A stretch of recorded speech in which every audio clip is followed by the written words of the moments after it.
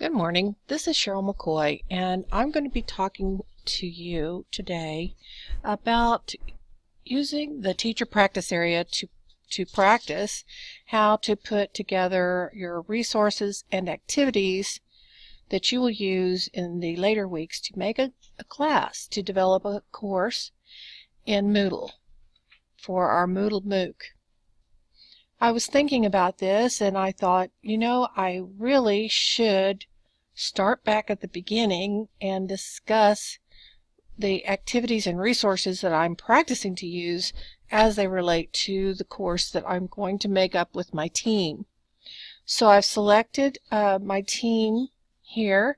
The assignment in the introduction week of our Moodle MOOC was to create and select your group to collaborate and work on the team courses. We chose a name, and I'm very glad that someone selected this. This was a good opportunity for me to use things that I hadn't used in a while and to get together with other people that I have met over the time and work together.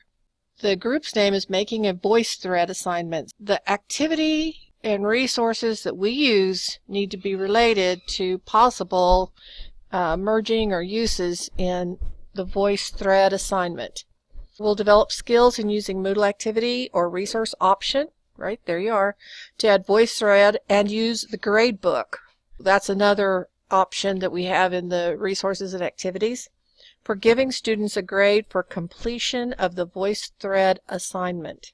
That is where we will begin as we talk about the resources and activities of a course. After you have done the activities required to become a teacher, you've reached the proficiency level of the teacher, you will be working on developing and practicing the use of activities and resources in the Moodle.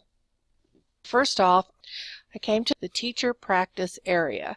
Now that I'm here, I need to turn the green light on. Turn editing on. There it is. When I'm finished, I'm going to turn the editing off. I'm going to stop. I'm going to use the red light. There is an introductory video. What we want to do is go into these topic areas and make sure that you select one that's empty. I think topic 2 still has some things in it. When there are activities in them, I try not to use that topic because somebody else is working. So here's a blank one, topic 5. I will use an arrow to show you where you need to move your cursor, add an activity or a resource. This is for practice, so play around, make it fun. I am going to go into add an activity or a resource. I'm going to focus on the resources today. The book, the file, the folder, the label, the lightbox gallery, the page, the poster, and the URL. Most of these are self-evident what they are. They're just the online version, but the URL, of course, is going to be some link to a website or to an activity. I want to tell you about what I consider to be the most critical resource available to us in the beginning of our work to develop a course, and that is the label. As Dr. Nellie and others have described, the resources are the framework, the skeletal part, the template for your course. They're the internal structure. And the first thing you need to do is you need to be able to know how to put labels where they are needed.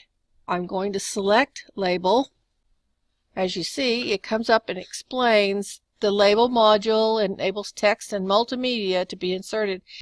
I am going to make it the heading for topic 5. Adding a new label to topic 5. So the label text is going to be using voice thread for class.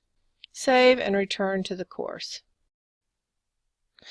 If this video has been helpful for you in explaining the use of resources in the Moodle design, please give me a thumbs up. If you'd like to hear more videos about this topic, subscribe to my channel Into Teaching Everyone. Thank you.